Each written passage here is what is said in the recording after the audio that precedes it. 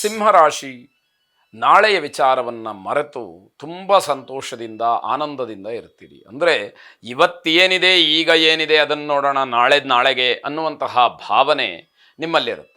ಈ ಕ್ಷಣದ ಸಂತೋಷಕ್ಕೆ ಯಾವುದೇ ಕಾರಣಕ್ಕೂ ಧಕ್ಕೆ ಆಗಬಾರ್ದು ಅನ್ನುವಂತಹ ಮನಸ್ಥಿತಿಯಲ್ಲಿ ನೀವಿರತಕ್ಕಂಥದ್ದು. ಸಾಯಂಕಾಲದ ಹೊತ್ತಿಗೆ ನಿಮಗೆ ಶುಭ ಸುದ್ದಿ ಸಿಕ್ಕುವಂತಹ ಸಾಧ್ಯತೆ ಹೆಚ್ಚಾಗಿದೆ. ನಿಮ್ಮ ಕೋಪ, ಒತ್ತಡ ಇತ್ಯಾದಿಗಳನ್ನು ಬೇರೆಯವರ ಮೇಲೆ ಯಾವುದೇ ಕಾರಣಕ್ಕೂ ಹಾಕಬೇಡಿ. ಆ ಕೋಪವನ್ನು ನೀವೇ ಸಹಿಸಿಕೊಳ್ಬೇಕು. ಒತ್ತಡವನ್ನು ಆದಷ್ಟು ದೂರ ಮಾಡಿಕೊಂಡು ಕೆಲಸ ಮಾಡುವಂತಹ ಮನಸ್ಥಿತಿಗೆ ನೀವು ಬರಬೇಕು ಅನ್ನುವಂಥದ್ದು. ಕಾರ್ಯದ ಒತ್ತಡದಿಂದ ತುಂಬ ಆಯಾಸವಾಗ್ತಕ್ಕಂತಹ ದಿವಸ. ಮಾನಸಿಕವಾಗಿ, ದೈಹಿಕವಾಗಿ ಒಂದಷ್ಟು ಒತ್ತಡಗಳು ನಿಮ್ಮನ್ನು ಆಯಾಸ ಹೊಂದುವ ಹಾಗೆ ಮಾಡ್ತಕ್ಕಂಥದ್ದಾಗತ್ತೆ. ಆದರೆ ಸಂದರ್ಭೋಚಿತವಾಗಿ ಬುದ್ಧಿವಂತಿಕೆಯಿಂದ ಆಯಾ ಸಂದರ್ಭಕ್ಕೆ ಅನುಗುಣವಾಗಿ ಎಷ್ಟು ಸರಳ ಸುಲಭವಾಗಿ ನಿಮ್ಮ ಕಾರ್ಯಗಳನ್ನು ಮಾಡಿ ಮುಗಿಸಬಹುದೋ ಅದರ ಬಗ್ಗೆ ಚಿಂತನೆಯನ್ನು ನಡೆಸಿ ಕಾರ್ಯರೂಪಕ್ಕೆ ತನ್ನಿ ಅನ್ನುವಂಥದ್ದು. ಕಠಿಣ ಪರಿಶ್ರಮ ನಿಮ್ಮ ಯಶಸ್ಸಿಗೆ ಕಾರಣವಾಗ್ತಕ್ಕಂಥದ್ದು. ನೀವು ಎಷ್ಟು ಕಷ್ಟಪಡ್ತೀರೋ ಅಷ್ಟು ಯಶಸ್ಸಿಗೆ, ಅದು ಜಯವನ್ನು ಸಾಧಿಸಲಿಕ್ಕೆ ಅದು ಸುಲಭವಾಗಿ ಸಾಧನವಾಗ್ತಕ್ಕಂಥದ್ದಾಗತ್ತೆ. ನಿಮ್ಮ ಕಠಿಣ ಪರಿಶ್ರಮಕ್ಕೆ ತಕ್ಕ ಪ್ರತಿಫಲ ಸಿಕ್ಕುವಂತಹ ಸಮಯ.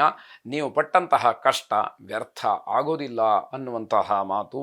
ಮಾನಸಿಕವಾಗಿ ನೀವು ದೃಢವಾಗಿರಬೇಕು. ಜೊತೆಗೆ ಒತ್ತಡ ನಿಮ್ಮನ್ನು ಬಲಹೀನರನ್ನಾಗಿ ಮಾಡಬಹುದು. ಪ್ರತಿ ಕ್ಷಣವೂ ಕೂಡ ಒಂದಿಲ್ಲೊಂದು ಒತ್ತಡ ಇದ್ದಾಗ ನಾನು ಎಲ್ಲಿ ನನ್ನ ಶಕ್ತಿಯನ್ನು ಕಳ್ಕೊಂಡು ಬಿಡ್ತೇನೋ ಅನ್ನುವಂತಹ ಭಾವನೆ ನಿಮ್ಮ ಮನಸ್ಸಿನಲ್ಲಿ ಮೂಡುವಂಥದ್ದಾಗಬಹುದು.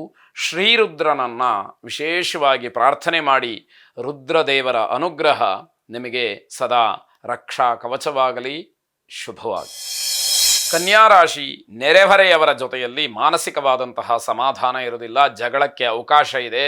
ಆದರೆ ಜಗಳವನ್ನು ಮಾಡಿಕೊಳ್ಬೇಡಿ. ಸಣ್ಣ ಪುಟ್ಟ ವಿಚಾರಗಳಿದ್ದರೆ ನೀವೇ ಸೋತರೂ ಪರವಾಗಿಲ್ಲ, ಜಗಳ ಆಡುವಂಥದ್ದು ಬೇಡ ಅನ್ನುವಂತಹದ್ದು ಸಲಹೆ. ಒಡ ಹುಟ್ಟಿದವರ ಜೊತೆ ನಿಮ್ಮ ಬಾಂಧವ್ಯ ಚೆನ್ನಾಗಿರುತ್ತೆ, ಅದನ್ನು ಹಾಗೇ ಉಳಿಸ್ಕೊಳ್ಬೇಕು.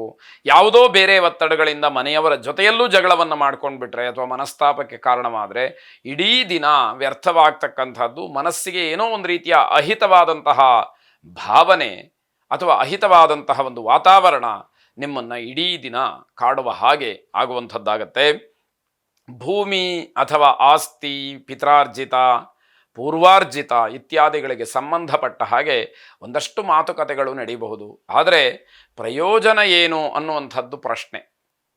ಕೇವಲ ಮಾತುಕತೆ ಆದರೆ ಅದರಿಂದ ಏನು ಉಪಯೋಗ?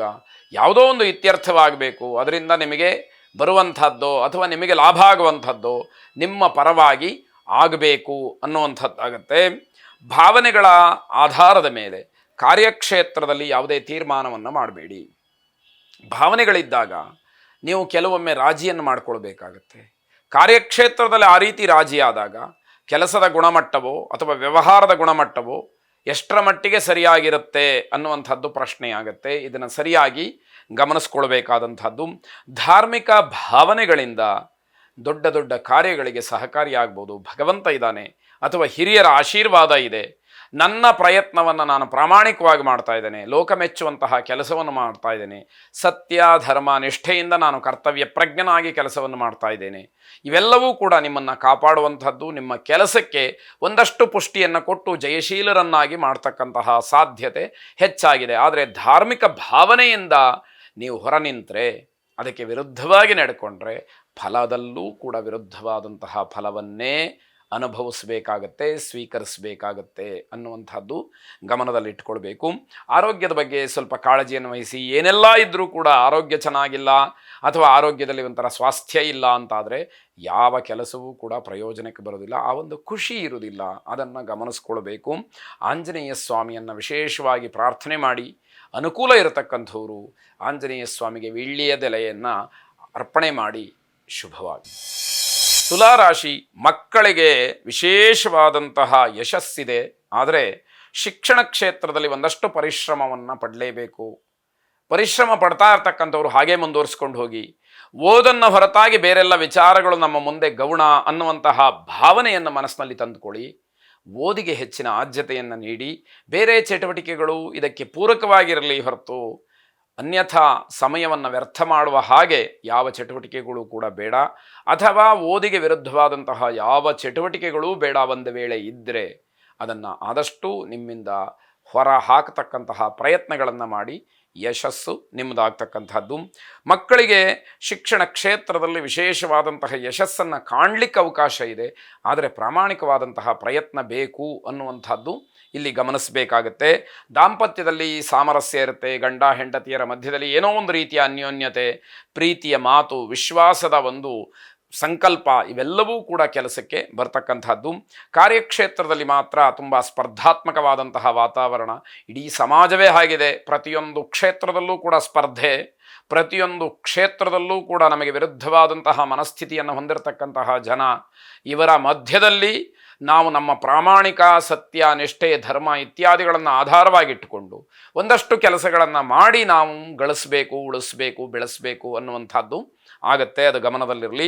ಸ್ವಭಾವದ ಬಗ್ಗೆ ಒಂದು ಸಾರಿ ಆತ್ಮಾವಲೋಕನವನ್ನು ಮಾಡ್ಕೊಳ್ಳಿ. ನಾನು ನಡ್ಕೊಳ್ತಾ ಇರತಕ್ಕಂಥದ್ದು ಸರಿಯಾಗಿದೆಯಾ? ಕುಟುಂಬಕ್ಕಾಗಿರ್ಬೋದು, ಸಮಾಜಕ್ಕಾಗಿರ್ಬೋದು, ವ್ಯವಹಾರಕ್ಕಾಗಿರ್ಬೋದು, ವೃತ್ತಿಗಾಗಿರ್ಬೋದು, ವಿದ್ಯಾರ್ಥಿ ಜೀವನದಲ್ಲಾಗಿರ್ಬೋದು, ಹೀಗೆ 10 ಹಲವು ಕ್ಷೇತ್ರದಲ್ಲಿ 10 ಹಲವು ದೃಷ್ಟಿಕೋನದಲ್ಲಿ ಅದನ್ನು ಆತ್ಮಾವಲೋಕನ ಮಾಡಬೇಕಾದಂತಹ ಪರಿಸ್ಥಿತಿ. ಎಲ್ಲ ಕೆಲಸಗಳನ್ನು ತುಂಬ ಶ್ರದ್ಧೆಯಿಂದ ನಿರ್ವಹಣೆ ಮಾಡಿ ಅದರ ಯಶಸ್ಸು ನಿಮಗೇ ಸಿಕ್ಕುವಂಥದ್ದು.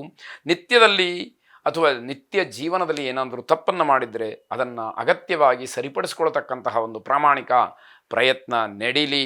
ಶ್ರೀಮಾತ್ರೇ ನಮಃ ಎಂಬುದಾಗಿ ದೇವಿಯನ್ನು ವಿಶೇಷವಾಗಿ ಪ್ರಾರ್ಥನೆ ಮಾಡಿ ಆ ಜಗನ್ಮಾತೆ ನಿಮಗೆ ಅನುಗ್ರಹವನ್ನು ಮಾಡಲಿ. ಶುಭವಾಗಿ. ವೃಶ್ಚಿಕ ರಾಶಿ, ವೈದ್ಯಕೀಯ ಕ್ಷೇತ್ರದಲ್ಲಿ, ವೈದ್ಯಕೀಯ ರಂಗದಲ್ಲಿ ಕೆಲಸ ಮಾಡ್ತಕ್ಕಂಥವ್ರಿಗೆ ಕಳಂಕ ಬರಬಹುದು. ಎಚ್ಚರಿಕೆಯನ್ನು ವಹಿಸಿ. ಜೊತೆಗೆ ಹೆಚ್ಚು ಹಣ ಖರ್ಚಾಗ್ತಕ್ಕಂತಹ ಸಾಧ್ಯತೆ ಇದೆ. ನಿಮ್ಮದಲ್ಲದೇ ಇರತಕ್ಕಂತಹ ವಿಚಾರಗಳಿಗೆ ಒಂದಷ್ಟು ಹಣವನ್ನು ಖರ್ಚು ಮಾಡಬೇಕಾದಂತಹ ಪರಿಸ್ಥಿತಿ ಒದಗಬಹುದು ಅಂತ ಅರ್ಥ. ಸ್ನೇಹಿತರು ಮತ್ತು ಬಂಧುಗಳಲ್ಲಿ ಪ್ರೀತಿ ವಿಶ್ವಾಸಗಳು ಹೆಚ್ಚಾಗುವಂಥದ್ದು, ಇರುವಂತಹ ಪ್ರೀತಿ ಗಟ್ಟಿಯಾಗ್ತಕ್ಕಂಥದ್ದಾಗತ್ತೆ. ಪೂರ್ವ ನಿಯೋಜನೆಯಂತೆ ಕೆಲಸವನ್ನು ನಿರ್ವಹಿಸಿದರೆ ಅದು ನಿಮಗೆ ಜಯಶೀಲತೆಯನ್ನು ತಂದುಕೊಡುತ್ತೆ. ಪ್ರೀಪ್ಲ್ಯಾಂಡ್, ಏನು ವ್ಯವಸ್ಥಿತವಾಗಿ ಇಂತಹ ಕೆಲಸವನ್ನು ಹೀಗೇ ಮಾಡಬೇಕು ಅಂತ ಹೇಳಿ ಅಂದುಕೊಂಡಿರ್ತೀರೋ ಅದೇ ರೀತಿಯಲ್ಲಿ ನಡೆಸಿ ಅನ್ನುವಂಥದ್ದು. ಸ್ನೇಹಿತರು ಮತ್ತು ಬಂಧುಗಳಲ್ಲಿ ವಿಶೇಷವಾದಂತಹ ಒಂದು ಕಾಳಜಿ ಅಥವಾ ಅವರ ಬಗ್ಗೆ ಒಲವು ನಿಮ್ಮದಾಗಿರ್ತಕ್ಕಂತಹದ್ದು. ಕೆಲಸದ ಮಧ್ಯೆ ಏನೇ ಪ್ರತಿಕೂಲ ಇದ್ದರೂ ಕೂಡ ಅದನ್ನೆಲ್ಲ ದಾಟಿ ಬರ್ತಕ್ಕಂತಹ ಜಯವನ್ನು ನೋಡತಕ್ಕಂತಹ ಒಂದು ವಾತಾವರಣ ನಿಮ್ಮದಾಗತ್ತೆ. ನಿಮ್ಮ ಕೆಲಸದ ವಿಚಾರದಲ್ಲಿ ಮನೆಯವರ ಮಾರ್ಗದರ್ಶನ, ಸಲಹೆ ಬಹಳ ಮುಖ್ಯವಾಗತ್ತೆ. ಅದನ್ನು ತುಚ್ಛೀಕರಿಸಿ, ದೂರೀಕರಿಸಿ, ಧಿಕ್ಕರಿಸಿ ಯಾವ ತೀರ್ಮಾನವೂ ಕೂಡ ಬೇಡ ಅಂತ ಅರ್ಥ. ಶ್ರೀಕೃಷ್ಣನನ್ನು ಪ್ರಾರ್ಥನೆ ಮಾಡಿ. ಶುಭವಾಗಿ.